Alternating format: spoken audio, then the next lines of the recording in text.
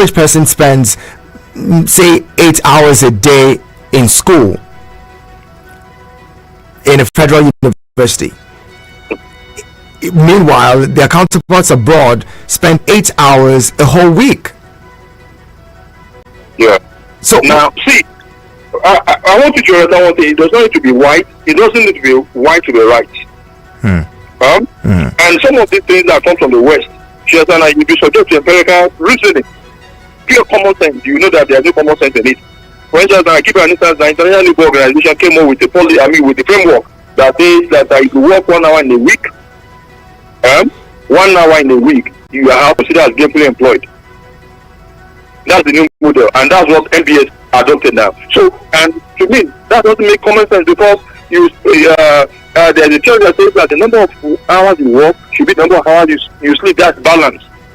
So that somebody study 8 hours in a week. The thinking of the International Labour Organization is that the style of work has evolved.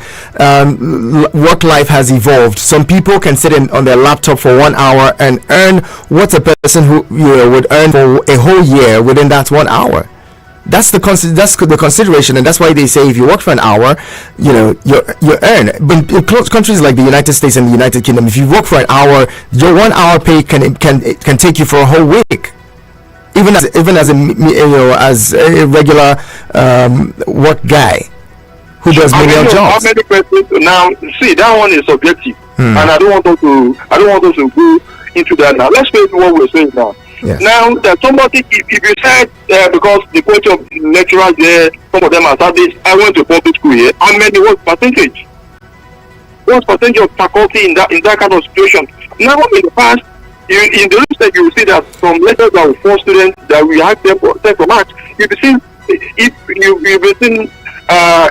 lot of issues that come up from it. Schools will sack you. Everybody knows that 1%. Yes, and so you can't use that one as a basic to say. That's why when you go about it, you like produce that many persons in last convocation. That is the things are changing.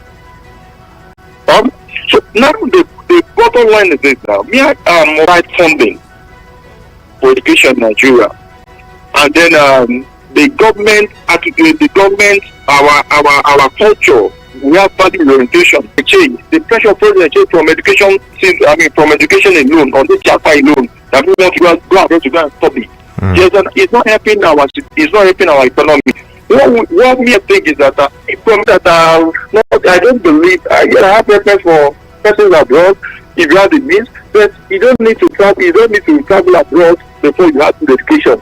If we can sit down at home here, develop policy around it, proper funding for education, and to deal with corruption in the education sector, Nigeria is a better place to study. Interesting. I'd love us to talk a little more on the funding aspects that it's been a fundamental problem. Last year, and that's about 39% of the budget.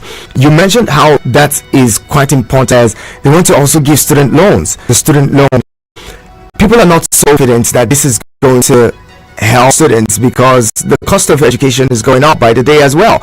What do you make of that situation? Well, with what we're saying now, me as a person, our resolution for that student loan stuff. One, you need a guarantor who is a public servant.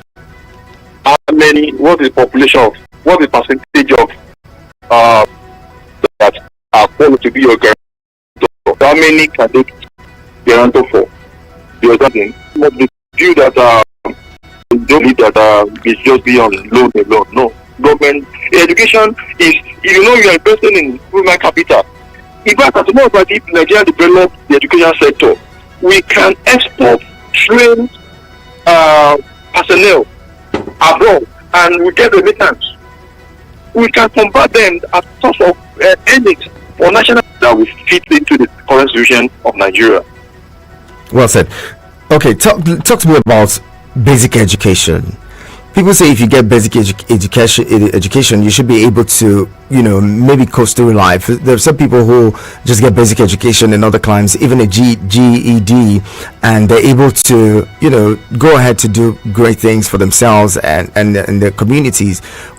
in this climb, basic education seems to be, declining with the number of out of school children, and especially again the cost of acquiring education. People are pushing their children to private schools, and some of these private schools do not even meet standards.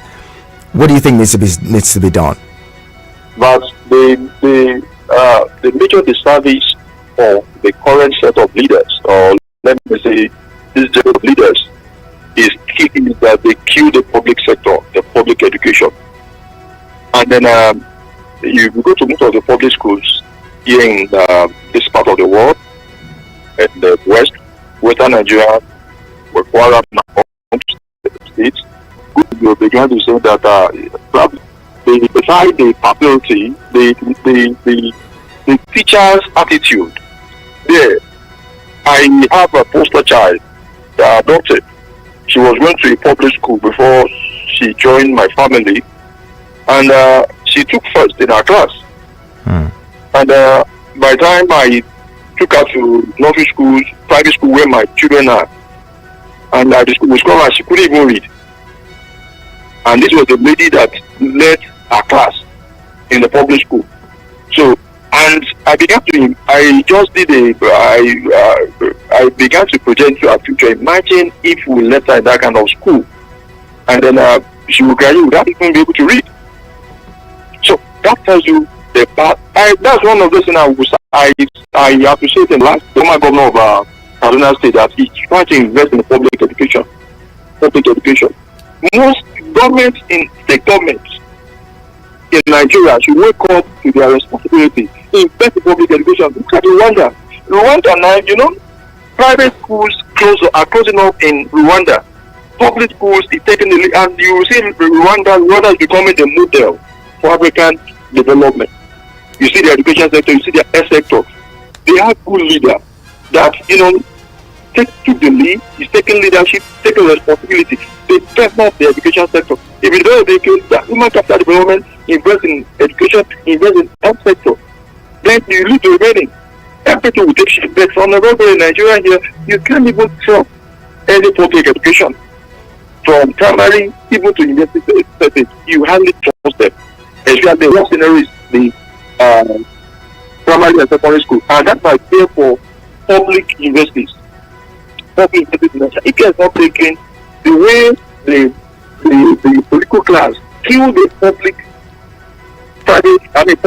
secondary and primary institutions, they will kill the public universities if care is not taken. So me, I'm of the view that there should be a deliberate effort, make law, there should be legislation that will strengthen the public sector. Thank you. Very well said. Let's bring in our callers, 09073530044. I understand we'd have to let you go, Professor. You have quite a busy day ahead of you. Hello, good morning. Hello, good morning, my prince. Good morning. Good morning to the Prof in the house. Appreciate you. Prof, good morning, sir. God bless you. My name is Mundu Speaking. I'm calling from Kairoka Government, National State. I want to tell Prof that it's not only just the education sector that it's not working. All the sectors, when we talk about every sector, it's not working at all. But one thing we are expecting is that we cannot continue like this. And we are hoping that this government will take different steps to address some of those issues, especially when it comes to education. Because one of the things I'm so much worried about parents is that a lot of parents are very poor. They can't even send their child to school, in the first place. They can't even send their children to talk about, we're not talking about going to the Harvard graduate or something. But one of the promises this government brought in, tell me, that excitement is about student loan, where students will get loan, and that can be able to push them forward. And those who are supposed to handle that, they are based in also the idea of skill development, where even parents who cannot send their child to school for them to benefit from that student loan, they can also have their skill development.